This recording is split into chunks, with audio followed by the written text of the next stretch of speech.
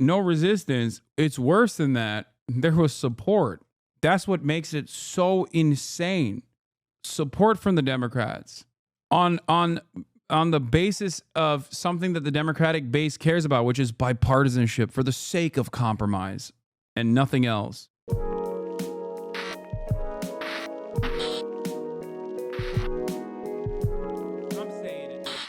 Now let's get to the Democrats. Why aren't the Democrats doing anything? By Leeja Miller. Trump and his cronies, including unelected, deluded, low IQ, ugly, socially awkward, loser dork billionaire Elon Musk, are stripping people of their rights, placing people in camps, invading our privacy, and gutting the federal government. And to those of you in my comment section saying personal attacks and name-calling undermine my arguments, no, they don't. No, they don't. I can bully Elon Musk and create sound legal arguments at the same time. Watch me. And yes, I'm going to be saying swears a lot in this episode because I'm mad. The uncensored version is available on my Patreon linked below. And in response to this tyranny, this all-out war on democracy, on the very foundations of our country, of the rule of law and of the Constitution, our lawmakers are, sending strongly worded letters, tweeting, holding press conferences. I don't know about Hasan, you're playing dumb. It's not about teleporting. It's about scaling up your operations. That's all I'm asking. I'm still responding. Stop ignoring me. Scale up your operations. That's all we're asking. Okay. I'm going to respond to this the last time. Okay. Considering that I am currently doing news commentary for 8 hours a day, 7 days a week. This is the only thing I'm good at. And it's the only thing I've done that I've actually been able to scale up within the bounds of reason. Okay.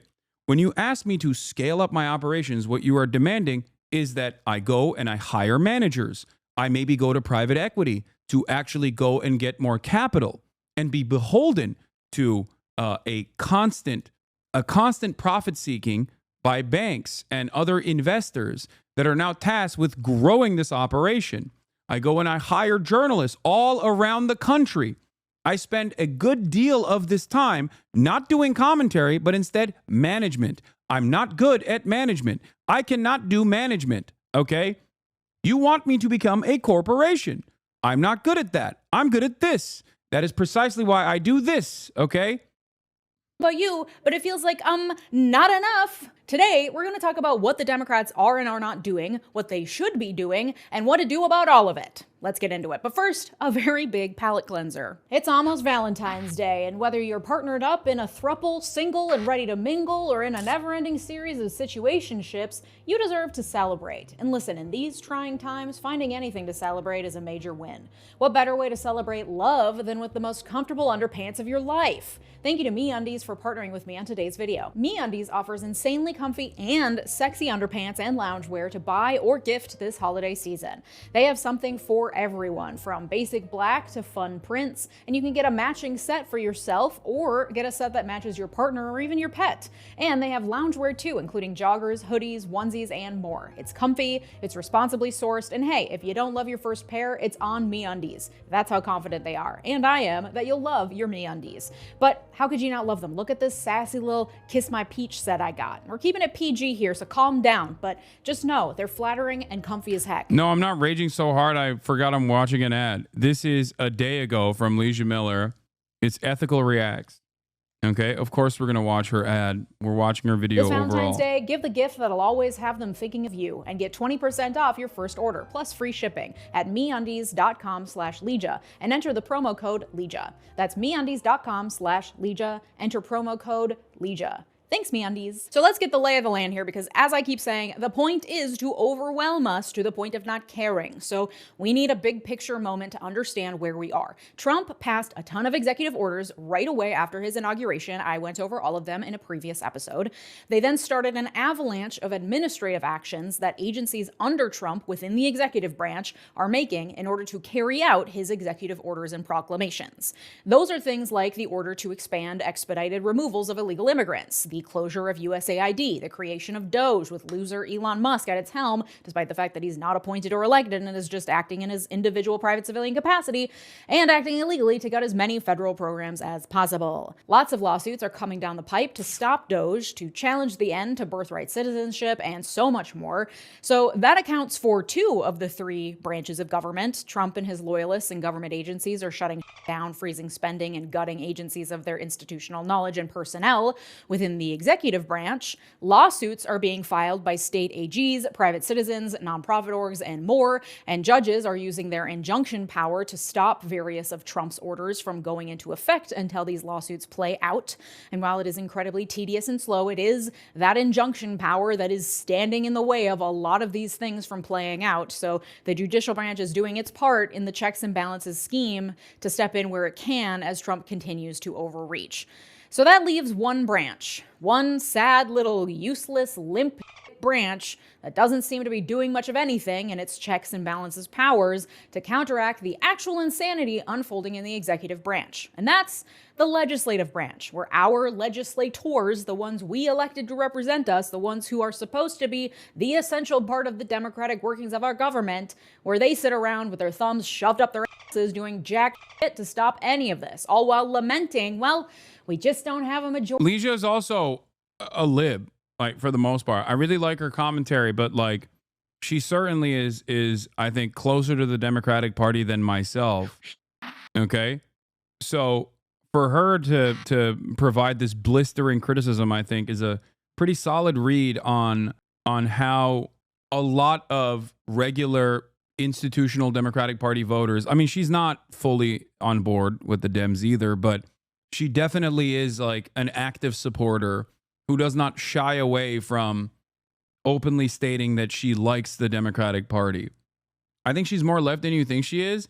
Yeah, I mean, yeah, she is definitely more progressive than the average Dem. But having said that, I think she is overall. I think she's overall like, yeah, 100. Like Elizabeth Warren Dem is a good way to look at it. Yeah. But regardless, her commentary is solid always, okay? And that's precisely why I rely on her coverage and her commentary on a regular basis. Now, having said that, I think this is a fairly decent assessment on even people that are, on the progressive wing of the Democratic Party, feeling a little angry with the Democratic Party.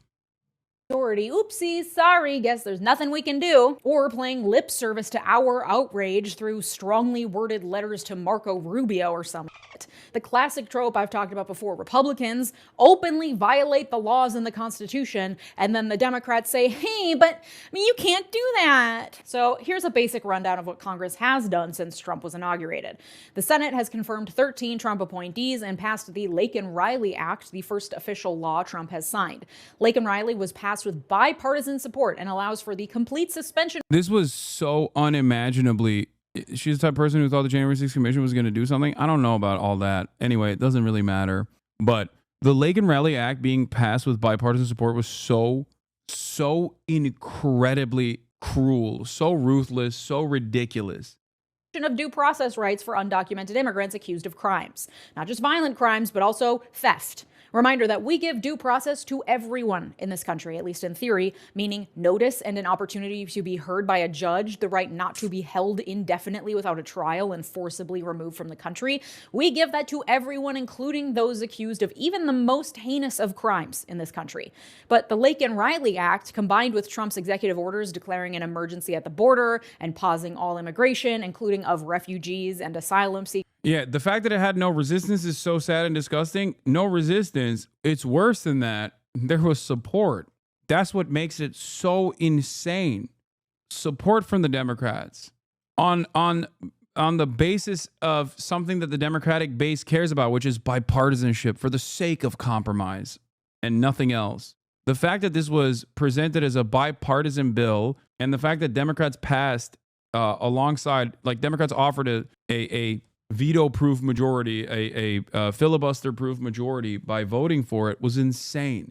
Why wouldn't they support it? First of all, they should support nothing that the Republicans are advancing. If Republicans, when Democrats are in charge and they advocate for bills that actually Republicans want, the Republicans still obstruct. That's number one. Why do they do that? Because there are only benefits for obstructing in this partisan way. Okay. But number two, for this bill specifically, it is an incredibly cruel bill that denies due process on the basis of your documentation. Okay. If you are suspected as an immigrant, both documented or undocumented, if you're an immigrant and someone suspects you of stealing, ICE can come and detain you permanently and deport you. Okay. This is unconstitutional. It is completely unconstitutional.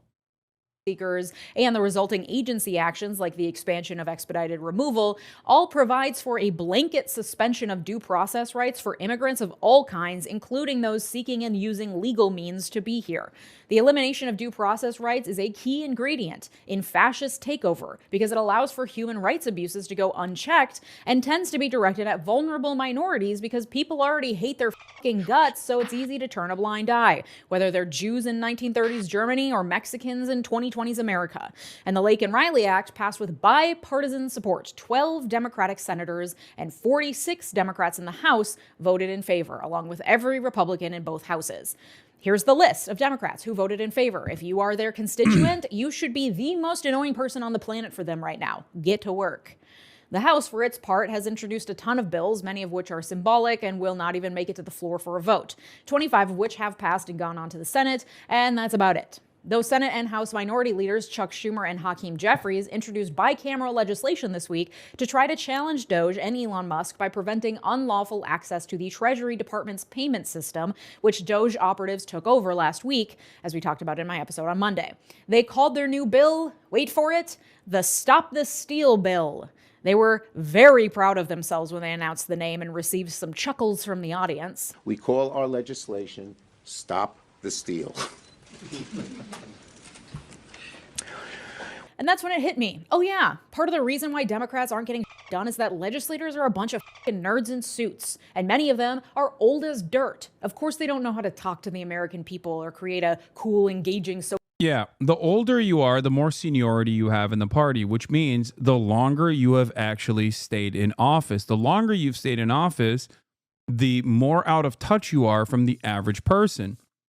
In theory, the longer you've been in office must mean that the longer you've actually talked to your constituents. Is the exact opposite. You get tunnel vision. You get bubbled into this. The only access you have to the outside world is oftentimes lobbyists that are there to push for a corporate agenda. So they are just completely delusional to the needs and wants of the average American. Okay? Social media campaign and are terrified of youngsters coming in and using unconventional tactics to get done. Also, they're probably sleepy because most of them should be in retirement homes at this point. Theoretically, they would hire PR people to make up for being big giant dorks, but I don't think they'd know relatable, cool messaging if it hit them across the face. And Republican lawmakers are also dweebs, but so are their constituents, so it works. I think I've solved the problem, guys. Everyone can go home. The literal only reason we thought Kamala was cool was because of some sweet fan cam edits on TikTok. She certainly didn't convince us on her own after literal decades in public office. It took some lefty weirdos getting control of her TikTok account to win any of us over. Did it get her elected? No. Obviously, the entire messaging problem on the left that has alienated a huge swath of the working class and other groups that would historically fall under Democratic umbrellas cannot be solved by a slick TikTok campaign. But as it is, these Democratic lawmakers are speaking to literally no one except for a few policy wonks and some boomers. A couple of younger representatives have come down the pipe and actually feel inspiring and know how to speak like humans. AOC, Jasmine Crockett, Katie Porter. But name me a single cool Democratic senator that can speak like a human and makes you excited about politics. I'll f***ing wait. They got Cory Booker on the social media game. Literally, Chuck Schumer confirmed, according to Mother Jones, that Cory Booker is in charge of the Senate Democrats' social media, with the New York Times reporting, and I quote, "Last week, Mr. Booker delivered a PowerPoint presentation to fellow Democrats about how to deliver their message online. In the slides, which were obtained by the New York Times, Mr. Booker offered his colleagues guidance on how often to post on each platform. Instagram once or twice a day, Facebook once a day, LinkedIn 3 to 5 times a week, X." This part is so crazy. Like Like Cory Booker is like a alien, dude. Like, no disrespect. Some people just don't have it, you know? It's crazy. It once again shows me that, you know, it just shows me that we're just completely removed. Like the Democrats are so removed from the needs, wants of the American public. Okay, but like this is decent social media training for boomers or at least their staffers. 2 to 5 times a day. TikTok 1 to 4 times a day. Like their social media strategy is about how often to post. This is you learn in like a poorly made intro to social media management for dummies course. Cory Booker is a fucking dork, guys. We have nothing to work with. And because much of the high-profile work is being done by the Senate because of their role in confirming presidential appointments, a lot of the focus and ire is on the Senate. So while House members definitely play a role in counteracting the horrors coming from the executive branch, it is the Senate where a lot of the work is to be done. And no, I'm not talking about introducing silly, fun, cool, tongue-in-cheek legislation like the Stop the Steal Act.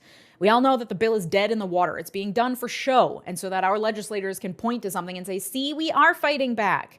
Meanwhile, we're all out here getting fucking annihilated by breaking news story after breaking news story of some new horrific thing Trump and his cronies are doing, while our lawmakers chuckle at sassy names for bills no one will read or pass. Get a grip! I think there's a time and a place for introducing snarky legislation. This is not one of them. This is not business as usual. This is not a simple, well, we'll get them again in 2 years. Yes, the midterms will be important, but we need to actually have a functioning government to hold a...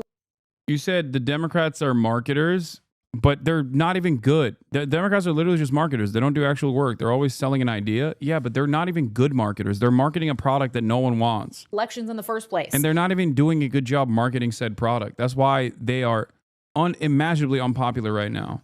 Trump is causing damage at breakneck speed that will cause years of chaos and rebuilding. This is mission critical, all hands on deck shit, and our legislators are sitting on their hands, shrugging their shoulders, despite the fact that Trump is following the Project 2025 playbook word for word, line by line, the playbook they've had access to for a year and a half at least, and yet they did apparently nothing to prepare for. I made an episode ringing alarm bells about Project 2025 in September of 2023. Why are they just now starting to realize that, maybe this is pretty bad? Literally just this week, I think they're starting to get the memo, with House Minority Leader Hakeem Jeffries sending out a 10-point plan to counter the hostile takeover of government we're seeing, and even that is pretty weak. One of the 10 points is the Stop the Steal Act I just talked about. They also include calls to increase efforts to communicate with the American people about how awful everything is, with zero concrete advice on how to do so. The only real tangible plan they have at this point is to challenge the appropriations process that they'll go through in March. Remember how the government almost shut down and they kicked the can down the road to keep it open? Well, they kicked the can to March. And because appropriations bills require a larger majority to pass, Democrats will actually have some sway in that process, especially because there are some Republicans that just straight up will never vote in favor of an appropriations bill because they believe the government shouldn't spend any money at all. And until March, I guess the plan is... Yeah, like gift after gift handed to the Democrats. Ridiculous executive orders that your job is to communicate how ridiculous they are, to get media coverage surrounding it. A group of Republicans that are in the party that refuse to abide by the wishes and the best interests of the party. You have all of these wonderful opportunities to make a big stink. I'm not expecting the Democratic Party to overnight become revolutionary Marxist-Leninists that are trying to build a militant vanguard. Okay? I'm just saying, be a competent party. Be a competent liberal party. Right now, at this stage, they are not even a competent liberal party. That's crazy. Is tell people things are bad. Even Democratic governors hopped on a call with Chuck Schumer, according to reporting for the New York Times, literally begging him to get the senators to do something to stop the onslaught, suggesting better media and messaging strategies, and lamenting that they, the Democratic governors, are bearing the brunt of angry calls from constituents while also being the ones heading up a lot of the legal battles as well. And old Chucky Schumer was like, well, I can't force anyone to do anything. Plus, Cory Booker's doing a great job with the social media. Pathetic. Okay, so that's the lay of the land. Executive branch, fuck it up. Judicial branch, the one string holding back the worst of the onslaught. Legislative branch, dog.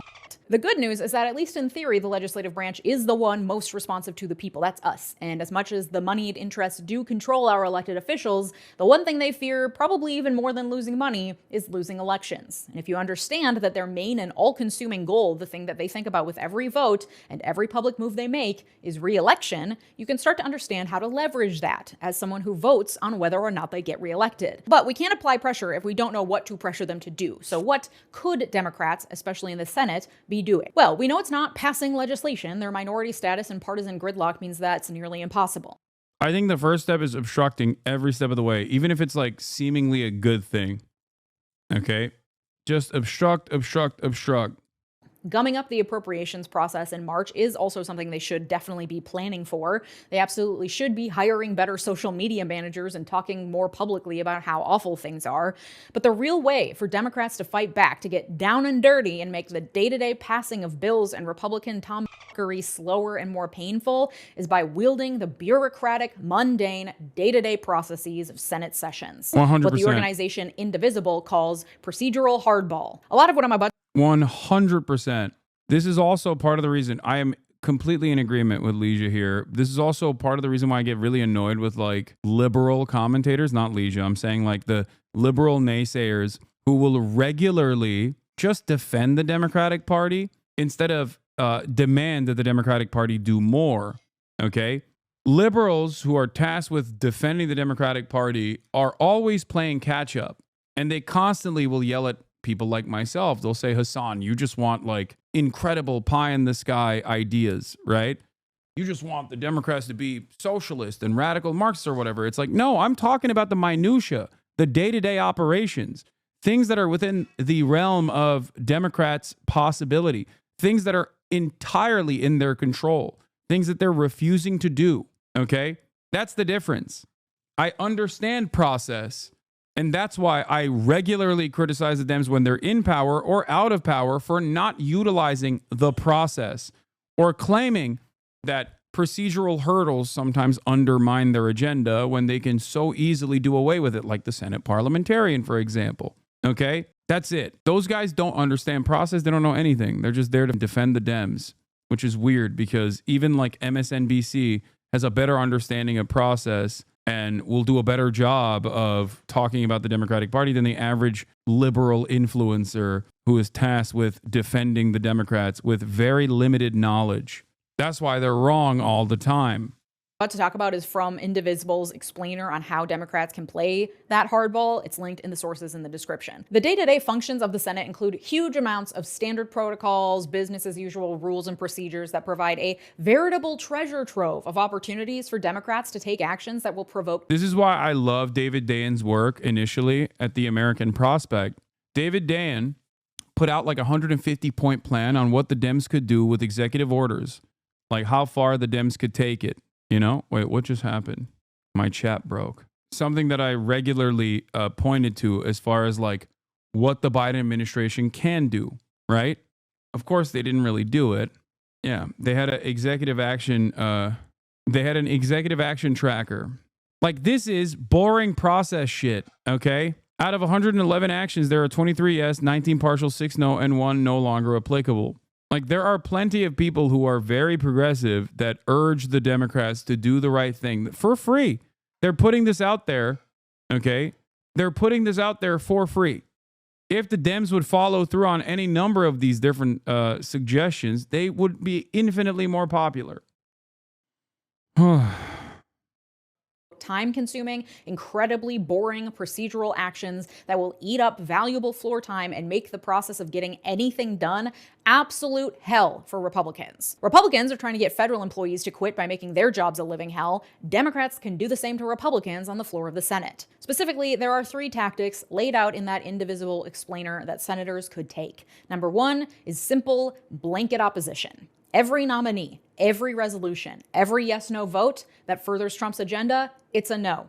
Even if the nominee seems like a reasonable Republican, they are still being put in place as a Trump loyalist. It's a no. Democrats have been voting yes on certain nominees, and there needs to be consensus among the entire Democratic caucus that it's a no vote every single time. Taking this a step further, there are ways for Democrats in their individual committee roles to muck up the process further. Democratic Senator Brian Schatz of Hawaii is doing just that. He's on the Foreign Relations Committee, and in response to the shuttering of USAID, he's placed a blanket hold on all of Trump's State Department nominees. Marco Rubio has... Repeating exactly what you said? Yes, because she's correct, and so am I. And this is... You know what this video is? It's 22 minutes of Leeja saying Democrats should behave like Republicans when it comes to playing politics. Okay, that's it. That is the message that I have had as well. Republicans play politics all the time. They play hardball all the time.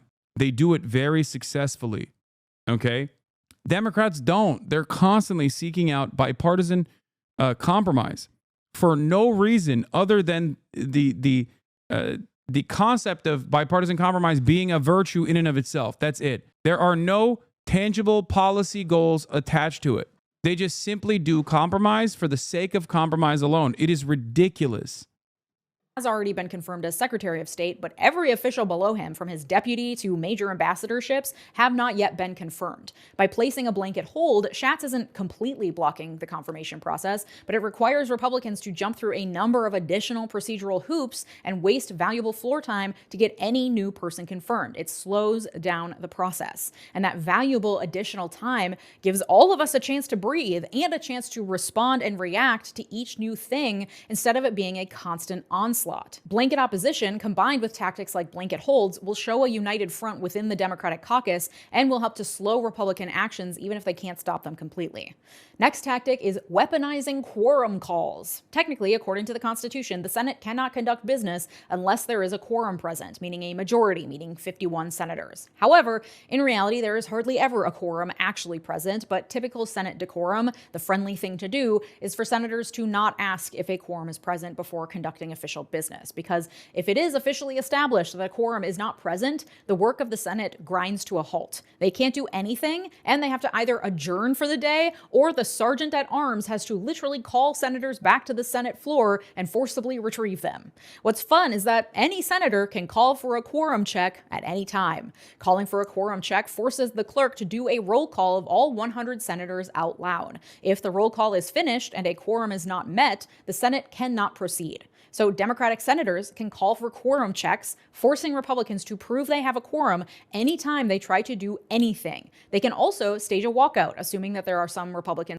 How can you stop Elon? Okay. There are a number of different committees that Democrats sit on. They can use those committees to open up investigations into Elon Musk. Republicans have done this for infinitely sillier shit. Republicans literally did this to basically beef up the lie that Hunter Biden, for example, was somehow connected to Joe Biden, and the entire Biden crime family was doing crimes. This was a falsehood. They knew it was a falsehood, which is precisely the reason why they didn't do open door meetings. They did closed door meetings instead. And then they would leak details to Fox News with the hopes of lying to the public even further. Okay? And under other circumstances, they also actively undermined Hillary Clinton with the Benghazi investigations. It was more costly and more time consuming than the 9/11 Commission. Okay? That's how much they actually spent time on Benghazi, making it seem as though Hillary Clinton deliberately murdered like 7 diplomats or whatever in Benghazi, if you remember.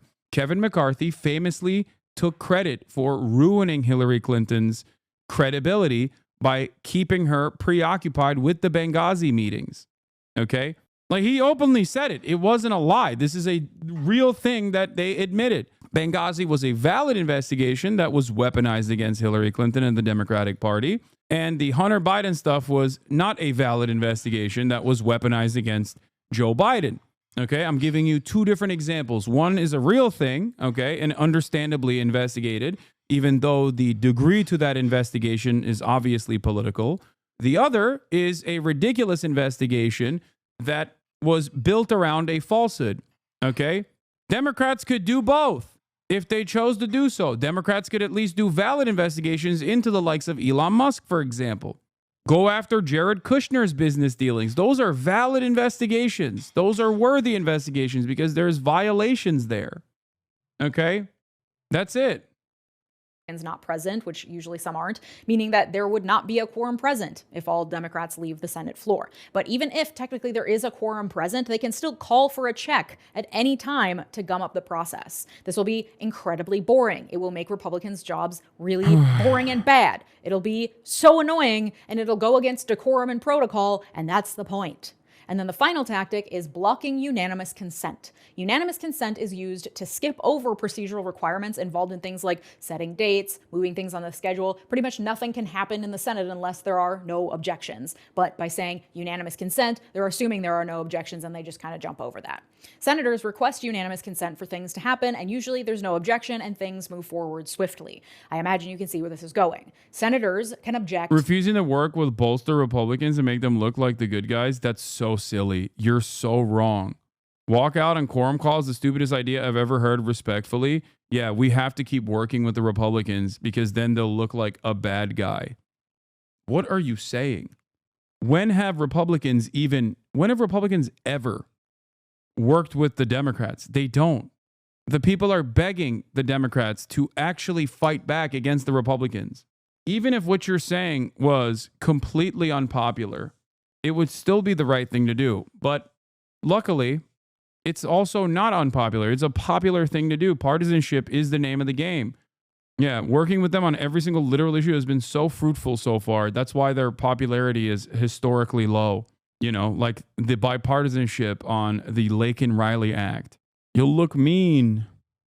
To anything, any procedural step, any request, anything a Republican senator wants to do, no matter how small, cannot move forward if a single Democrat objects. Things will probably eventually move forward if the objection is like frivolous, for example, but when a senator objects, it starts down a rabbit hole of further procedural hoops that must be jumped through, including, for example, roll call votes, debates, and delays. Democrats can take it a step further by using their entire allotted 30-minute debate time whenever it's available. It means zero fast-track confirmations. It means, again, making Republicans' jobs as hard as possible, as boring as possible, as tedious as possible. It's making their day-to-day work nearly impossible. Not completely impossible. They still have a majority. They'll still get things done, but the pace would be dramatically decreased. You know, we always complain about how it feels like Congress can't get anything done.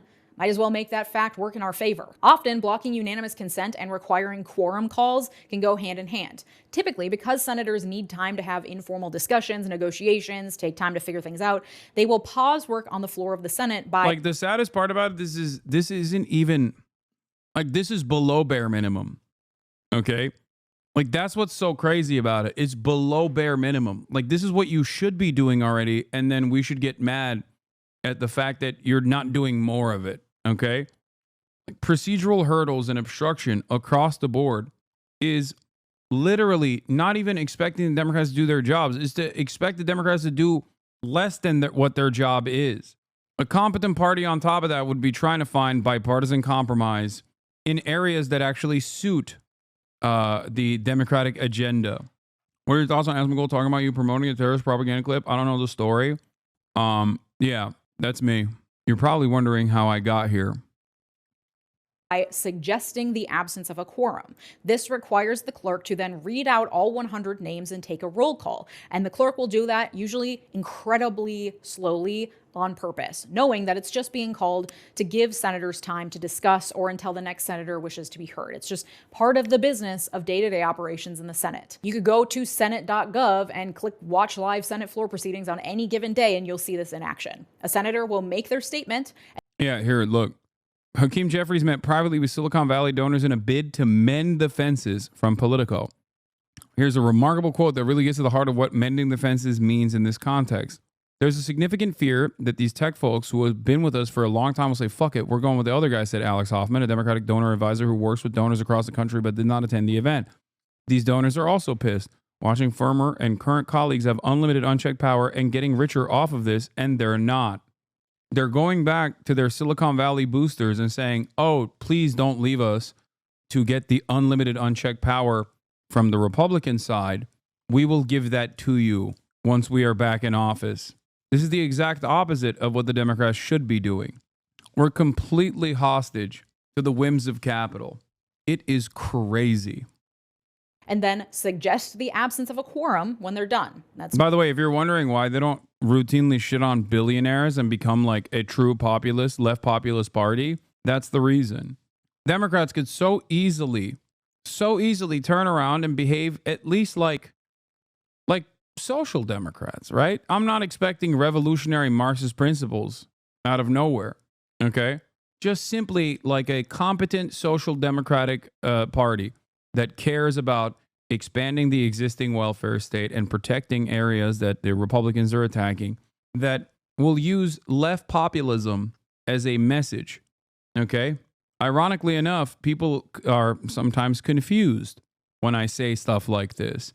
They're confused and think I am also a social democrat. I always maintain the position that I am perfectly comfortable and happy with social democracy in the interim, given how devastating American capitalism looks like, and given how limited the American left actually is in this country, where people have an inherently reactionary attitude towards any sort of socialist initiative. It's the Bernie method. If you listen to Bernie Sanders, while he simultaneously says that he is a democratic socialist or a socialist or an anti-capitalist, his advocacy revolves around social democratic principles for the most part. The reason for that is because he is trying to do as much harm reduction as he possibly can. That's it. And even then, he is treated like a radical.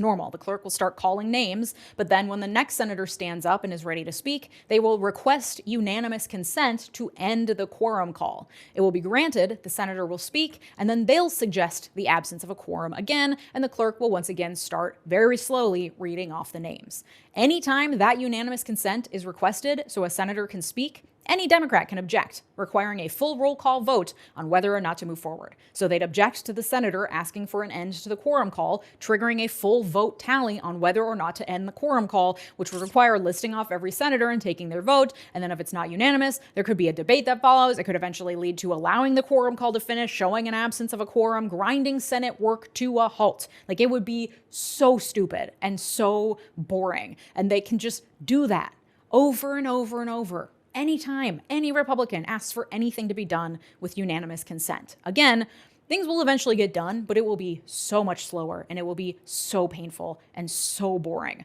The name of the game is block, delay, obstruct. The reason Democratic senators aren't already doing this, because you know that they could be, is the same reason why you wouldn't want to do it either. It's boring as It's also embarrassing because it goes against decorum and, the way we do things. So they'd have to make themselves look a little ridiculous by standing up and objecting to things no one ever objects to and that are actually pretty absurd to be objecting to in the first place. That's the point. Democrats always try to take the high road, to stick to the way things are, the rules and regulations, because they think it makes them seem more legitimate, more credible, because they're following the rules. That's Surely the Dems are doomed to terminal decline. Isn't that a good thing? I mean, this is something that I talked to Michael from Pennsylvania, Central_Committee, in the lead up to the election. He has a, more positive outlook on this process. I do not. I just don't think that when the Democrats perish, that there will be a Labor Party that is born out of the ashes. I think that when the Democratic Party perishes, we just have, fascism, which is what's going on right now. That's not the protocol right now, though. It's time to play dirty, and this is the best way to do it. The trick is to make sure that these senators are also communicating why they are doing it, so people don't look and see them gumming up processes and making a mess in the Senate and think, wow, what is wrong with this person? They aren't doing their job. Democratic messaging has to be, we are doing our job to protect this country from the complete takeover of fascist rule. This is how we do it without a majority or any power. We are slowing the process down for you. That needs to be the message. Okay, so we're blocking, we're delaying, we're obstructing. But how do we, as individual private citizens, use our voice to push the legislative branch, the one that's supposed to be answerable to us, to do what we want it to do? Well, much like we are asking our Democratic senators to do, we must also be annoying as hell for the good of the nation. That means that if you have Democratic senators, keep an eye on what they're doing and call them and tell them what I just told you. Send them the link to the indivisible explainer I linked in the sources. Tell them you expect them to vote no on everything. Push them to delay through playing procedural hardball. Show up to their state offices. Yes, your senator has an office in your state where you can go and make your voice heard. In-person visits are the most powerful way to influence them, especially if it's an in-person visit of you and 15 of your friends. Indivisible actually has a toolkit for that very act. I'll link link that in the sources as well. If they do something you like, support them and cheer them on. If they do something you don't like, for example, my Senator Amy Klobuchar voted yes to confirm Trump's nominee for Veterans Affairs, going against the lockstep anti-Trump no votes that we need in our Democratic coalition. If they do something like that you don't like, you berate them. Same with Marco Rubio, like even with Bernie Sanders, who voted to confirm Marco Rubio. Like, that's completely unacceptable. Like, what are we doing? And it's crazy to me that there is not, like, there is no motion whatsoever, no interest whatsoever from the Dems at all in dealing with that and doing anything. You'd be so annoying. Yes, I'm familiar with David Graeber. He's great. Rest in power. Call, email, show up, petition, nag them on social media, all of the above. And at the state and local level, you can also berate your elected officials to make sure that they're fighting against every MAGA move coming from the feds and implementing policies that will counteract the worst of it, like sanctuary policies and others that protect vulnerable communities. In fact, Indivisible has a whole guide with different directives depending on if your elected officials are Democrats or Republicans and what you can do to influence them. I will also link that in the sources. This isn't sponsored by Indivisible. They just have a lot of really helpful resources that I really leaned on for this episode. If the name of the game for Democrats is block, delay, obstruct, the name of the game for all of us, their constituents, is pressure, complain, annoy. For the good of our nation, we must all become the most annoying people on the face of the earth. It's time for you to rise to the challenge of being annoying as hell. And you can join me over on my Patreon community, where I just launched the Why America Co-Learning Lab, a learning community having discussions and making connections, along with a monthly syllabus curated by me. All year we'll be covering topics under the umbrella theme of Eat the Rich, building solidarity in the new Gilded Age. February's topic is all about how to build a movement even when you're feeling overwhelmed as hell. This is all hosted over on Patreon, which is linked down below. If you're interested, please join us, patreon.com/Leeja Miller. Thank you to my multi-platinum patrons, Sarah Shelby, Art, David, RH. All right. Now we're going to move on